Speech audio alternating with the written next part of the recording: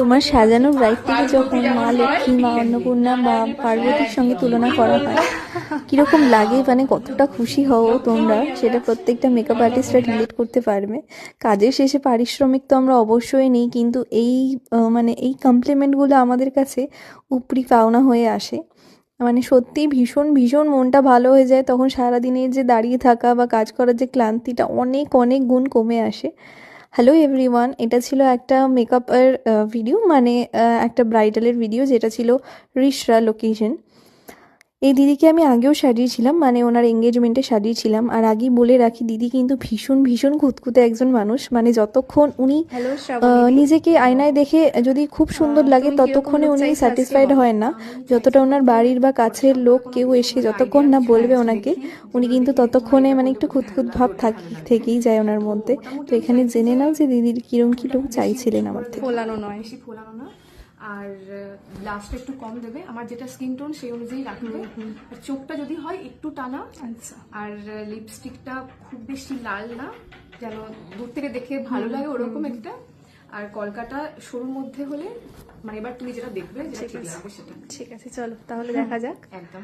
আর এঙ্গেজমেন্টের লুকটা তুমি আমার থেকে নিয়েছিলে, সেটা কিরকম ছিল? দারুণ ছিল। আমি তো ভাবছিলাম হয়তো ভালো লাগছে না, বাট সবাই বললো অসাধারণ, তো তারপরে বুঝলাম না অসাধারণই লাগছে। আচ্ছা, তাহলে চলো আজকে দেখা যাক। হ্যাঁ, একদম। দিদির থেকে পুরোটা জেনে নেওয়ার পর আমি আমার কাজ শুরু করে দিয়েছিলাম। আর এঙ্গেজমেন্ট লুকটা যেদিন করেছিলাম সেই দিন আমার সেকেন্ড লোকেশনে যাওয়ার ছিল। খুব তাড়াহুড়োয় থাকায় সেদিন আমি ফিডব্যাক নিতে পারিনি। তো মানে এই সময় আমি ফিডব্যাকটা নিয়ে নিয়েছিলাম। যাই হোক, আমরা দুজনে প্রত্যেকটা জিনিস কনভারসেশন করে নিয়েছি, কীরকম কী ফুল হবে বা কীরকম টাইলা টিকলি হবে বা কোন নথটা ভালো লাগবে, প্রত্যেকটা জিনিস আমরা আমাদের মতন করে ঠিক করে নিয়েছিলাম। প্রচুর দিন কথা হয়েছে আমাদের হোয়াটসঅ্যাপে। এইখানে শুনতেই পাচ্ছ দিদির যে বোন ছিলেন, উনিও পেছন থেকে বারবার বলছিলেন যে এখনও লুকটা কমপ্লিট হয়নি, এতেই এতটা সুন্দর লাগছে, এখনও তো লুকটা ফিনিশিং হওয়া মানে বাকি রয়েছে অনেক কিছুই।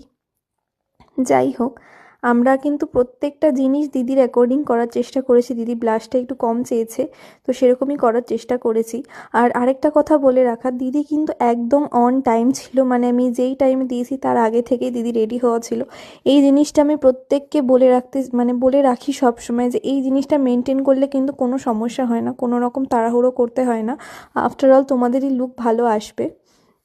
আমার কাছে সত্যিই দিদিকে একদম ঠাকুর ঠাকুর লাগছিল। মানে দিদির একটা ছোট্ট ইচ্ছেও ছিল আমার কাছে, যে আমাকে যেন ঠাকুর ঠাকুর লাগে। সত্যিই সাজানোর পর ওনাকে সত্যিই আমার কাছে লক্ষ্মী ঠাকুরের মতন লাগছিল। আর উনি এমনিই ভীষণ সুন্দর দেখতে, নো ডাউট, উনি নিজে থেকে ভীষণ সুন্দরী। আর ওনার